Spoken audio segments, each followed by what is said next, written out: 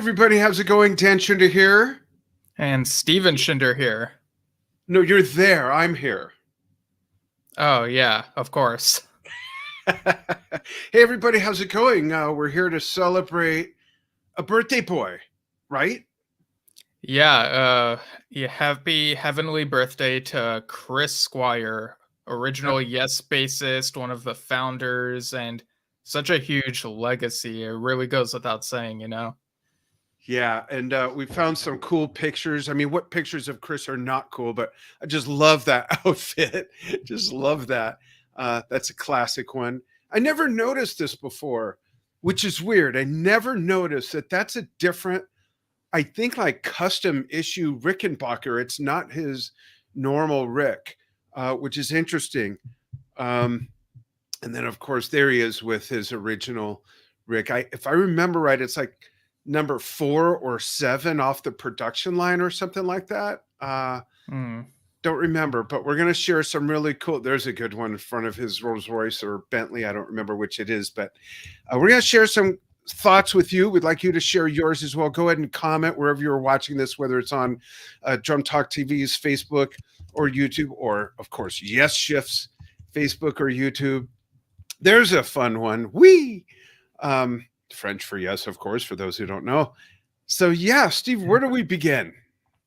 Right. So for this episode, we wanted to mainly focus on Chris Squire's singing, like his vocal contributions, if you will, because we usually, in general, Yes fandom praises his bass playing, and they do praise his singing as well, but perhaps not on as much of an extent. And I kind of feel like it's maybe the sort of unsung aspect of no pun intended of his talents, but it is overlooked. Not overlooked, it's just not talked about enough, I don't think, because what a great singer. I mean, a great harmonizer, great lead vocalist.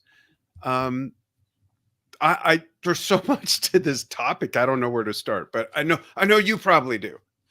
Yeah. So first off, I'll pose this question, and I don't know if we want to answer it now or think about it and answer it later, but it was sort of a question that came to me, which is, are there any songs where you think Chris Squire could have sang lead if he wanted to, whether it be a section of the song or the whole song? And folks, this isn't like, oh, I really wish he had done that. Instead of so when he could have. Yeah, like it's nothing like that, and it's not like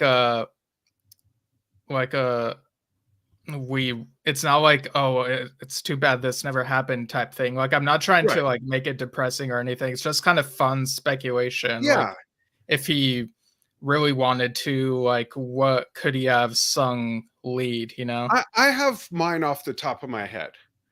Okay. And it's easy, and it's kind of a gimme. It's kind of obvious. And his voice is already very prominent in this song in the harmonies, but I could hear him singing it by himself or with just Steve Howe still on harmonies, and John maybe either switched to maybe not a different harmony, but lower in the mix, if you will, so that Chris is more out front. And it's the song that he almost put on Fish Out of Water, but it ended up being on Going for the One, and that's Parallels, which is one of my favorite Yes songs and one of my favorite songs that does feature his harmonies. So that one, I think, now that I think about it, Going for the One as well would be interesting with Chris as the lead, I think. But what do you have any off the top of your head? You probably you came up with the question. I had time to think about it. Yeah, I think both of those choices came to me too, because really, we sort of. I mean, I think it was pretty easy to just, like, off the top of my head, go to like some of the things where Chris Squire was the co-writer. Like, funny enough, like naturally he just fits for some of those songs. But Going for the One, I believe the title track is Anderson written, but I could imagine Chris like singing that type of song because we have the Fish Out of Water album as a sort of template for that sort of thing. You know, with Hold Out Your Hand, it kind of feels like he has this energy that sort of attacks the listener in a good way. And I kind of get that type of vibe with Going for the One and Parallels, and even a few of the tracks on Tormato. Funny enough, like Oh, I could imagine him singing lead on "Don't Kill the Whale," "Release, Release," maybe even on the yeah. Wings of Freedom. Um, Oh, and wow, the Silent Wings of Freedom. Let me just kind of imagine that for a moment. yeah, It would can be you so imagine? Yeah, I know, right? It'd be so different in a way because John's voice is very ethereal in general, but in that song, it's very ethereal and goes with that music. You know, after that long intro and it kind of comes down, bum, bum, bum, bum, bum, bum, bum, his voice really stands out. I could hear Chris doing that, but another one that came to me that would really make this song a well-rounded, complete Chris Squire feature would be Heart of the Sunrise. Oh, And okay. yeah, I think it'd have to be probably in a slightly lower register, even for Chris's voice. But that whole section, love comes to you and you follow, that's not exactly Chris's style of singing those sorts of melodies, but I'd love to hear Yeah, what that would have sounded like, you know? yeah. That would be really cool. I'm like super attached to the way John sings that part really Well, that's high. because I So sung it to you as a newborn for about the first year, rocking you in my arms. Some people know that, some people don't, but true story. I actually used to sing Steve to yeah. sleep when I got tired of his baby shit. Just kidding. No, yeah, that's totally fair. Um, but yeah, a couple other ones that came to mind. I could kind of imagine Perpetual Change sung by Chris. Oh, Um, yeah. and funny enough, like the very first track on the debut album, Beyond and Before, you know, that I was thinking about this earlier, it really showcases like right away the Yes vocal harmonies. Like I think you have John, Chris, and maybe even Peter singing together on that. So it's like there's not a lead vocalist quite just yet. Once you listen to that first song, it becomes evident like throughout the rest of the album. But I believe that one That's interesting. was co-written by Chris and Mabel Greer's Toy Shop, and there's a version of that. So I could definitely that's another one right there. Yeah, that's Um, neat. Are there any there are some comments. Yeah, and Any I have like a couple other things that came to mind, but go ahead and read those. Yeah, let's read a couple of these. So, Total Mass retained the Yes tribute band. I'm guessing this Yeah, might be Joe Cass that's working that yeah, right now. they actually recently did a Chris Squire birthday Yeah. celebration playing Fragile and Close to the Edge albums. Yep, they say so many amazing Chris Squire vocals. True Bill Keel says Chris's vocals were great. I liked his solo on Fly From Here. Me too. I love that song. The Man You Always Wanted Me to Be. I love that song. And that song did not get a great review in our friend Kevin's book. But I love that song. I love that No, song. it was Stephen Lamb, I think it Oh, that was. was Yeah. Stephen Lamb's book. Okay, sorry. Yeah, we know so many people who write yes books. Yeah. Bella Lagrisi says, hi, Steve and Dan. Hi, Bella. Hope you're well. Also, from Total Mass Retained, on the topic of Chris singing lead, would love to have heard Yes do It Can Happen with Chris singing verses, but the final version is still great. Agreed. Yeah. Bella also says, happy birthday in heaven, Chris. I love the conspiracy stuff, especially The Unknown. That's a great track. And uh, let's see, to name a few from Total Mass Retain, Moment, Starship Trooper, Follow. Oh, that's right. Especially the live version. So much of Tales is co-lead. That's true. Especially like in brain farting here.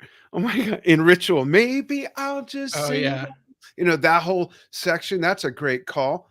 There are definitely sections of Only John, of course, release, Lost and Wondering Maybe.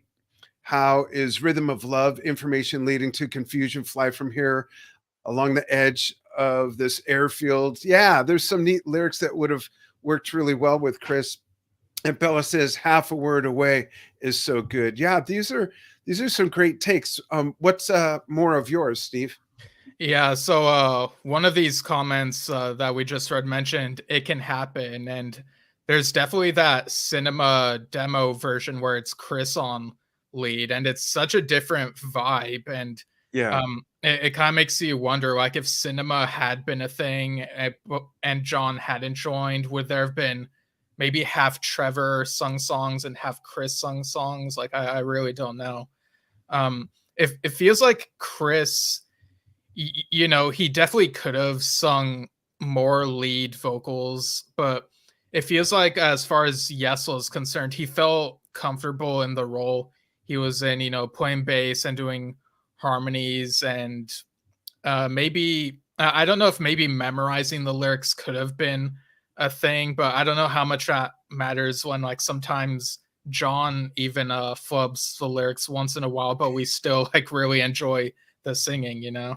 Yeah. That's funny that you say that because I've seen him do that in person twice. Yeah. And it Another was one that, Chris who whispered in his ear what the lyrics should be, strangely oh enough. yeah, for Gates, yeah. Gates, yeah, that was hilarious at the Hollywood Bowl. That happened at least the time I saw it. Who knows how many other times it happened. Now, how I'm going to ask a tough question. Okay, this is Okay. like saying, "What's your favorite Yes song?" This is a tough question. What are some of your favorites? And this is to the audience as well. What are some of your favorites that he harmonizes on? Doesn't sing lead in any passage, but is a harmony on.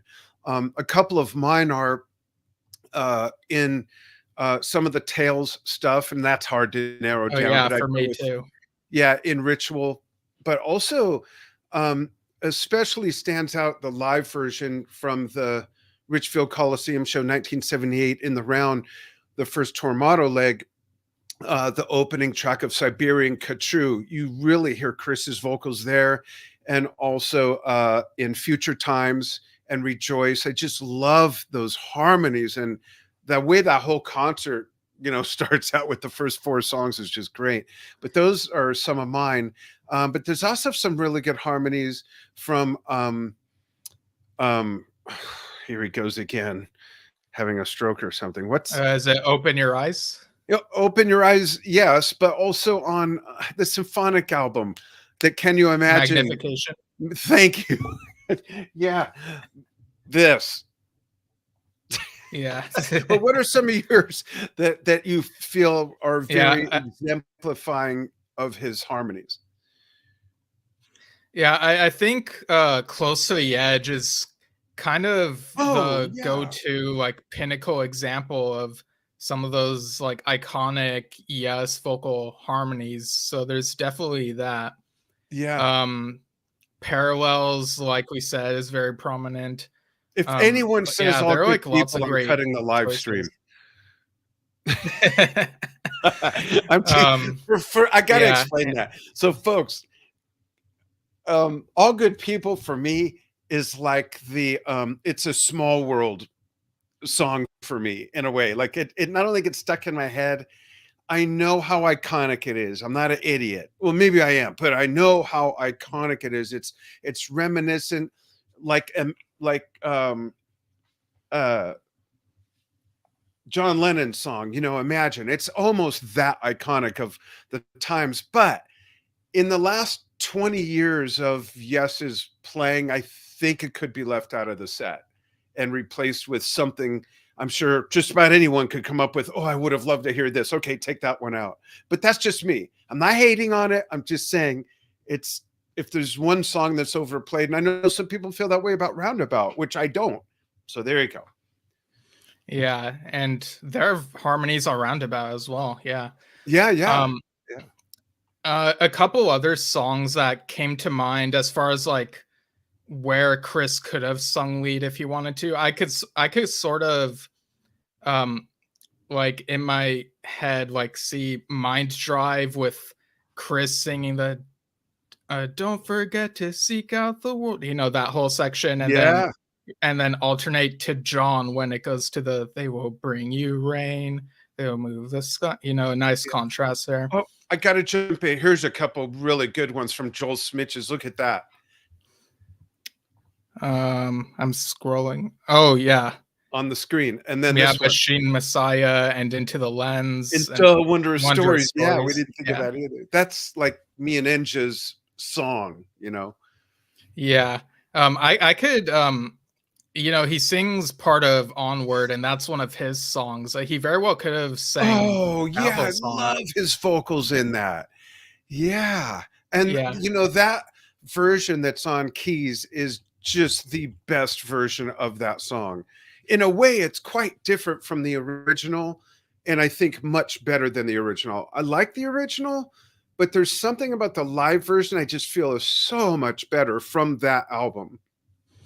Yeah, and for Heaven and Earth, the chronologically last recorded Yes album with him, there's a bit of The Game where early on I thought maybe it was Chris singing the part where it's like, I always knew through thick and thin, but then I saw like The Game. the Game, yeah, but then I saw like audience or live footage of them playing The Game, and it was John Davison singing that part, so I was like, oh, okay. But I guess that goes to show that I could imagine Chris singing part of that, and also In a World of Our Own, very bluesy number there. So yeah, there are definitely lots of different options. Here's another one from Kevin McGurvican watching To Be Over with Chris. Absolutely. Okay. That's another beautiful song. Paul Wood says, what's going on, guys? Hey, Paul, hope you're well. Yeah. Those are some good ones.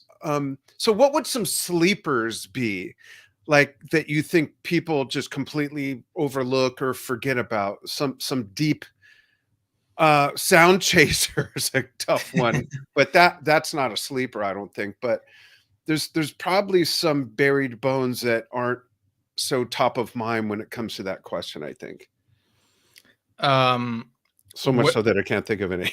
Which one? The where he could have sung lead on, or where his vocal harmonies stand? Yeah, okay. Harmonies where, oh yeah, those are just great harmonies. Yeah. I guess the Open Your Eyes album would be an easy one to. That's true. And yeah. I like the early version of the title track where it's called "Wish I Knew," done by Chris Squire Experiment and later Conspiracies. Very like prominent there. The More You Know. No, The More You Live. Oh, yeah. The More You Live, Let Go. Yeah. How about Tempest Fugit?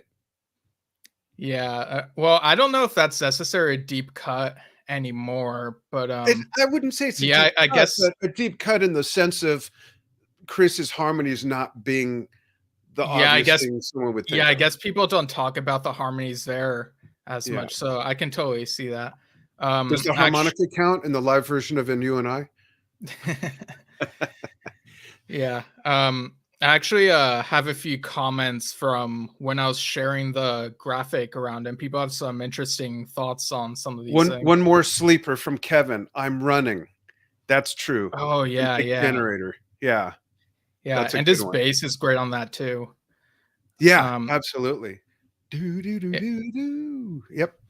You want to read some comments back and forth? Yeah, so Max Hunt says, this is my absolute favorite Chris vocal, and he posted the YouTube link for Can You Imagine? Mm-hmm. And then Jeffrey Froling has a nice story about that song. I remember listening to the Magnification album on my way to a Yes concert about 10 months after Chris died. Hearing his voice sing, "Can you imagine what it's like seeing life from the other side," brought me to tears. The subsequent show began with that tribute to Chris with his bass on stage and Onward supporting the slideshow, and brought tears to everyone else too. Now, getting goosebumps. Yeah, and I know it's I said that, this is a nice story, and there is a sadness to it, but it's nice in the sense that Chris, even when he's no longer on this planet, like still resonates with us, like it's the power of music. Absolutely. I'll read Paul's. I hope I'm pronouncing your name correctly, Paul. Well, I know I got the Paul right. Is it Jing or Ging? I'm not sure. But thanks for writing. It says, and you know what? I'm gonna put on my other glasses. Okay. There's a lot of text here. There we go. I love vocals during the breakdown section in South Side of the Sky, leading the other voices. I do too. That's a great one as well. Then he goes on to say, I also love the duet vocal on Parallels. The way he sings, it's the beginning of a new love inside, by himself near the end. Yeah, that's right. When the vocals are kind of weaving. Yeah. The call and response vocals with John on It Can Happen. Similarly with Trevor in the midsection of Machine Messiah. Friends Make Their Way. Yeah, that section's great. And also singing along with Benoit on the final verse of Fly From Here, We Can Fly. There are others, but those are just the ones at the top of my head. And then he says, also, Stephen, meaning you, also, Stephen, I understand that until they met Trevor and Jeff, Chris was considering taking over lead vocals. My personal view is if Chris had perhaps taken over the lead vocals, some of the older material live, this may have spared poor Trevor the ire from a certain section of the audience unhappy about him replacing John. If they'd shared the lead vocals a bit, even if just at the beginning, this might have diffused a lot of the hostility. That's an interesting take. Yeah, I actually have a page with the set list from that first drama tour show. So look at the classic selections on there. You got Yours Is No Disgrace. You got Clap, but Chris wouldn't necessarily have need to sung along to that, I don't think. Parallels, Starship Trooper, Roundabout. So not as many classic selections as I expected. Oh, you also got The Fish, but he already does the Shine Deliria Prematuris part. So yeah, so what do you think of that idea of like he could have sung lead on the classic tracks and maybe Trevor still sing lead on the drama ones? That's I don't know. I wonder if they would have not called it Yes and not done those to some degree, and maybe just pulled out one or two that he could have done, like Roundabout or All Good People. You know, I don't know. You? Yeah. What do you think? Yeah, like Trevor Horn doing the drama stuff, I think would have still been yeah, I don't know, because they still would have called themselves Yes either way, I'm sure. But yeah, I'm trying to imagine, because I can imagine him singing the drama songs either, like on lead. Even like later on, Fly From Here, you know, that album, I can imagine him singing at least parts of the suite. Like for whatever reason, it's like easy for me to just like pop into my head that he could do that. Yeah, interesting. Go ahead and read the other comments, and then I'll go back to the comments that are in the stream. Okay. Steve Hall says, having seen him and them on numerous occasions, the most striking thing was the independence of his bass playing with the counterpointing vocals and the ease and joy he brought that about. He and Alan were one of my favorite prog rhythm sections. Happy heavenly birthday to the Doctor. So yeah, referencing that iconic 9012 Live outfit he wore. Patrick And then Patrick Loftus, yeah, mentions Can You Imagine and Silently Falling as favorite Chris sung tracks of his. And then Mike Jackson has a sleeper for sure, I think. Oh yeah, definitely. Yeah, Mike Jackson mentions Talk. Yeah, that's one where I don't necessarily think of the like Chris first and foremost, because for that album it feels like John and Trevor were the main collaborators or creatives, and everyone else contributed but was kind of taking a back seat compared to them, if that makes sense. But the bridge on that song, State of Play, yeah, you know what part I mean? Yeah. Don't let the children Oh, can't yeah, for sure. remember the words. Okay. Next we have Joel Smitches also says, where did it go? There it is. Last year at Daryl's house, we did a Squire medley that I still tear up listening to. We did Aliens, Hold Out Your Hand, and Can You Imagine? Chris was such a huge part of my musical upbringing. That's awesome, Yeah. Joel. Yeah, Yeah. we talked with, Joe, about that, and, yeah, it was really cool. Yeah. Um, so I'm trying to remember, he there's, of course, also the Squacket album, Life Within a Day. You got Chris and Steve Hackett singing on that, and they sound pretty good together.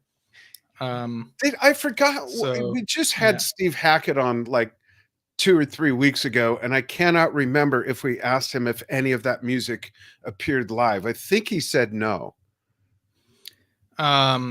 Yeah, he might have answered. I get like both of our, because we've interviewed Steve Hackett twice now, and I kind of get like what we asked him on both of those On kind of which, mixed up with each other. Because yeah, like after we do each of these interviews, most of the time I don't listen back, except for like to check the audio, because like we were there and it's like we experienced it, and it's yeah. yeah. So like I don't But know. that opening track, "A Life Within a Day," on that album is freaking killer. There's some like Yeah. sound chaser stuff going on there with the bass. It is such a great song, and monster guitar fingerboard work by Hackett. That is just such a great, great song. I'd love to see this stuff performed live. Yeah, for sure. Um, and we talked a little bit about XYZ, or XYZ. Can You See became Can You Imagine, and both had Chris on lead. And I mentioned And to you before we went live how interesting I think it is that that got dug up so many years later for the yeah, Magnification album. Like I wonder how long that was bouncing around in Chris's head before either he brought it out for that or had brought it out for other albums that maybe it just wasn't a fit for, and somehow this just absolutely worked or something. It's just such an interesting morph that song took when you listen to yeah, XYZ and then listen to that with the orchestra and just the whole bit. It's quite yeah. interesting. And that's not the. And there are other instances like that where the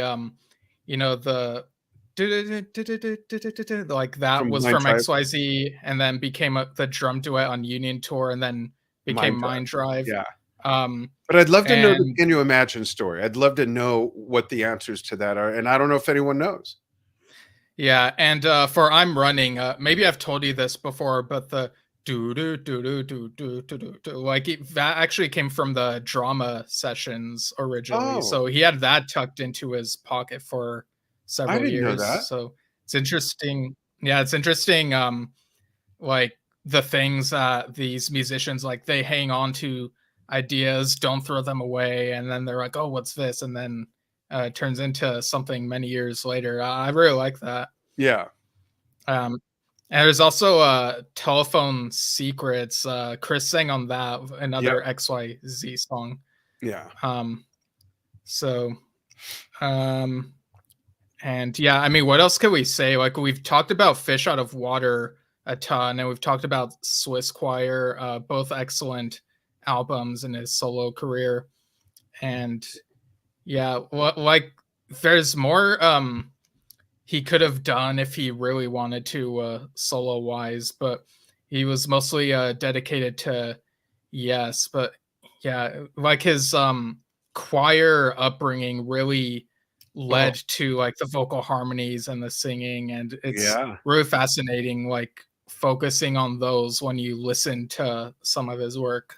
I think Bill Bruford said it best over the years when he referred to first signing up with Yes, and he called their vocal harmonies like of the ire of like the Fifth Dimension, which was a vocal group, back in the 60s, that I grew up listening to because grandma used to listen to that. And little did I know that for my 50th birthday shortly after we first started Drum Talk TV, gosh, almost 12 years ago or whatever, that I'd interview Hal Blaine, who played on all that stuff. But I love that analogy that Bill made with the vocals, because it's a vocal band and it always has been, Yeah, for sure. Even like you pointed out from the opening track of the first album, even. Yeah. And we're gonna talk more in depth later in the month on the 21st, so that'll be fun as well. Is that the 21st? No, on the yes, the 21st. Sorry. Okay. Yeah. So anything else you want to say about Chris as we close out?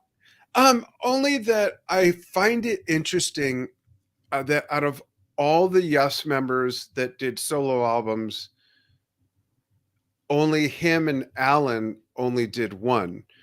And I find it especially... Well, he did two if you include Chris Squire. Yeah, I guess so. That's true. Yeah, that's true. But I think it's interesting that he didn't do more solo stuff that was non-holiday stuff. You know what I mean? And I think I heard him answer that question one time years ago, and it's just that everything else he came up with was such a great fit for Yes. Yeah, well, Chris Squire Experiment, which he did with Billy and others, like that was going to be a solo effort, but then it morphed into like a partnership between him and Billy that morphed into Conspiracy. So it's kind of funny, like reading some of the quotes that he'd say in the early 90s, where I think even on the Yes Years documentary, when he's talking about Fish Out of Water, he's saying, yeah, that was my first solo album. I'm going to make another one in a year or so. Yeah, that's right. Yeah. Yeah. I have an interview on quarter-inch tape from, I've told you this, but from 1980, when Drama came out. And it's an interview with him and his first wife, actually.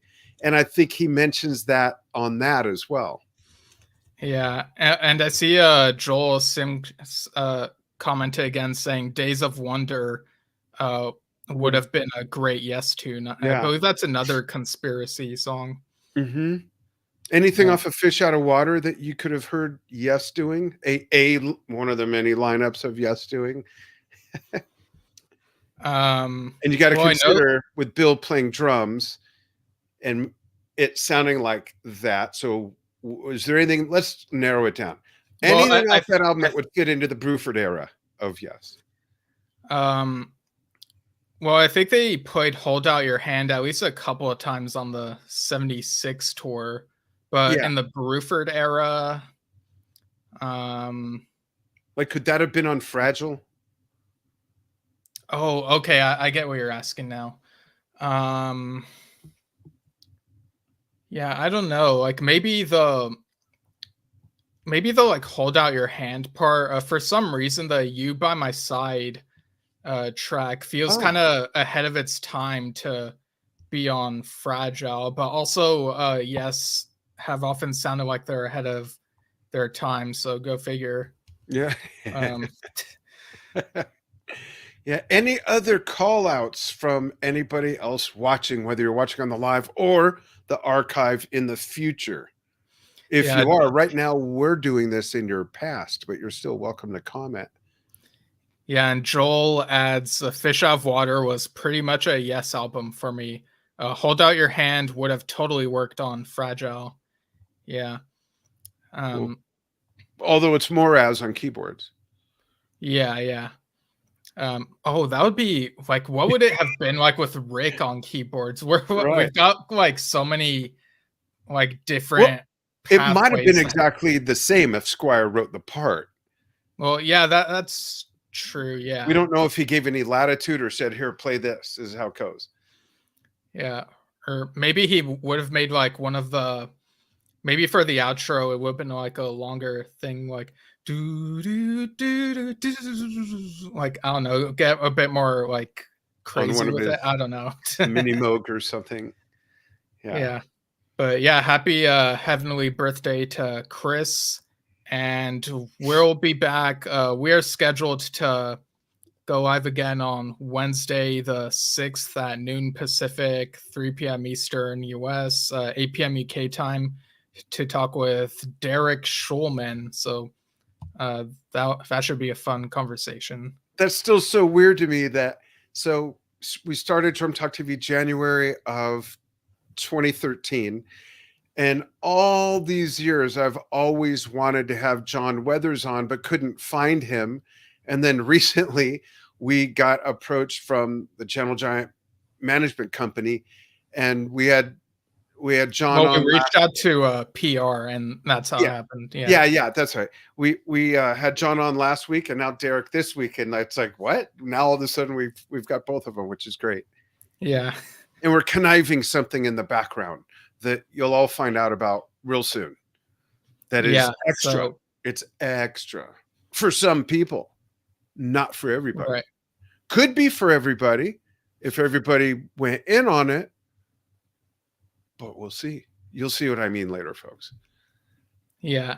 And with that, thanks everyone for tuning in, and go listen to some more Chris. It's never a wrong day to listen to Chris Squire, you know?